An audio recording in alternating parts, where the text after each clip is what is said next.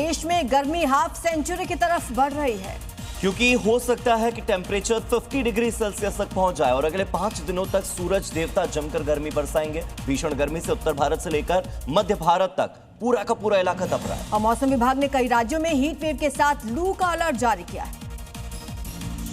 जमीन तप रही है, आसमान से आग बरस रही है और लोग सिर्फ चाह रहे हैं राहत।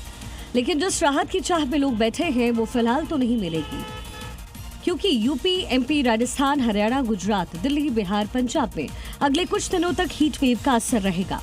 जिन सड़कों पर कभी भीड़ होती थी, सुबह की सैर के लिए लोग जाते थे, वो सड़कें अब सुनसान पड़ी है। ना तो वो लोग हैं और ना ही वो मौसम, क्योंकि सूरज देवता अपने पूरे तेवर से चमक रहे हैं। और मौसम विभाग ने यूपी के तो 33 शहरों में लू की चेतावनी जारी की है। दिल्ली एनसीआर इस वक्त भीषण गर्मी की चपेट में आया हुआ है। बलूचिस्तान और राजस्थान के थार मरुस्थल से आ रही सूखी गर्म हवाओं ने राजधानी को तंदूर जैसा बना दिया है।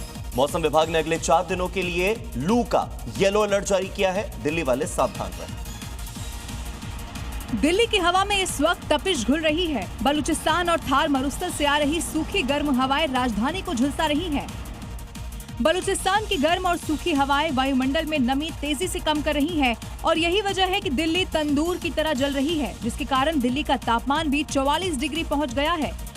मौसम विभाग के मुताबिक अगले 4 दिन तक लू का असर जारी रह सकता है। तापमान 45 डिग्री सेल्सियस तक पहुंचने की आशंका है।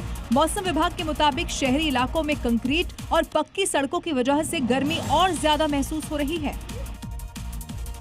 तो अमेरिका ने ईरान पर समुद्री दबाव और ज्यादा बढ़ा दिया है। अमेरिकी सेंट्रल कमांड के मुताबिक ईरानी बंदरगाहों की ओर जाने वाले कई जहाजों का रास्ता बदला गया है और इस कार्रवाई के बाद खाड़ी क्षेत्र में तनाव बढ़ने, वैश्विक व्यापार प्रभावित होने की आशंका और ज्यादा गहरा गई है। अमेरिकी सेंट्रल कमांड ने कहा है कि ईरान के खिलाफ अमेरिका की समुद्री नाकेबंदी को पूरी तरीके से लागू किया जा रहा है। ईरानी बंदरगाहों में आने जाने वाले व्यापारिक मार्गों पर कड़ी निगरानी रखी जा रही है ताकि किसी भी तरह का कारोबारी लेन देन रोका जा सके। इस कार्रवाई के तहत अब तक करीब 89 कमर्शियल जहाजों का रूट बदल दिया गया है। अमेरिकी सेना का दावा है कि ये कदम प्रतिबंधों के प्रभावी पालन और क्षेत्रीय सुरक्षा सुनिश्चित करने के लिए उठाया गया है।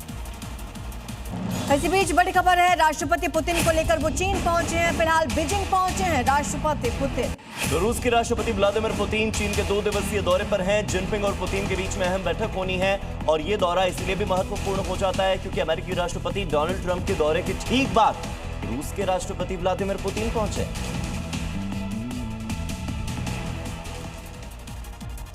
जला देने वाली गर्मी में थाने के ठीक सामने सड़क पर लेटी एक महिला का वीडियो सोशल मीडिया पर बहुत चर्चा का विषय। पहले लोगों को लगा कि ये महिला बेहोश है, लेकिन जब लोगों ने मदद करनी चाहिए तो सामने आई कहानी ने कई सवाल खड़े कर दिए। क्योंकि झुलसती गर्मी में सड़क पर लेटी महिला को देखकर हर कोई हैरान रह गया। महिला की मदद के लिए एक शख्स पास पहुंचा और महिला के चेहरे पर पानी के छींटे मारे, लेकिन देखिए महिला अचानक से ही उठ बैठी और नाराज होकर उसे वहां से जाने को कहने लगी। लोगों ने पूछा कि सड़क पर क्यों पड़ी हो, तो महिला फूट फूट कर वहां रोने लगी। लेकिन थाने के ठीक सामने सड़क पर भीषण गर्मी में लेटकर विरोध करना कई सवाल खड़े कर रहा है। क्या ये न्याय न मिलने की पीड़ा है या फिर सिस्टम से टूटी उम्मीदों का प्रदर्शन? जयपुर के ऐतिहासिक भैरवनाथ धाम को बचाने के लिए साधु संतों और गांव के लोगों का रीको भगाओ आंदोलन उग्र हो चुका है। पिछले 35 दिनों से संतों का अग्नि तप और धरना लगातार जारी।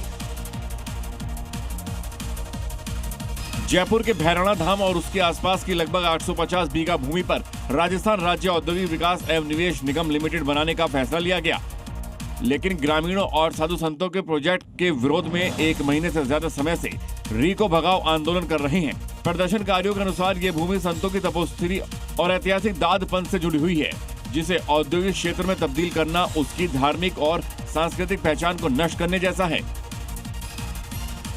महाराष्ट्र के संतोष रावते देश के 12 ज्योतिर्लिंग और 4 धाम की साइकिल यात्रा पर निकले हुए हैं। भीषण गर्मी और बढ़ते तापमान के बीच आस्था और भक्ति की अनूठी तस्वीरें आपको दिखाते हैं।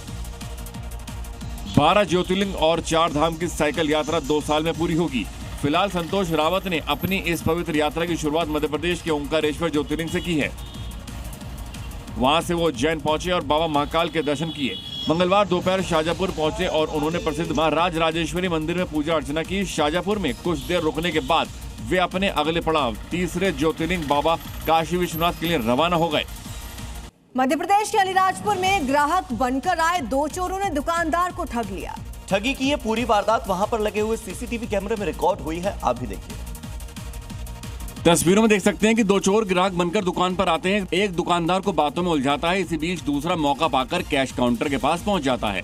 चोर चाबी से कैश काउंटर खोल लेता है, तभी पीछे से कोई आता है तो वो बंद कर देता है और फिर दोबारा कोशिश करता है, लेकिन कैश निकालने से पहले ही फिर एक शख्स पास से गुजरता है तो चोर सावधान हो जाता है। लेकिन तीसरी बार में चोर कामयाब हो जाता है और पैसे निकालकर अपनी जेब में रख लेता है। लेकिन चोर इस बात से अनजान है कि उसकी ये पूरी करतूत कैमरे में कैद हो गई। शिकायत के बाद अब पुलिस ने शातिर चोर की तलाश शुरू कर दी है।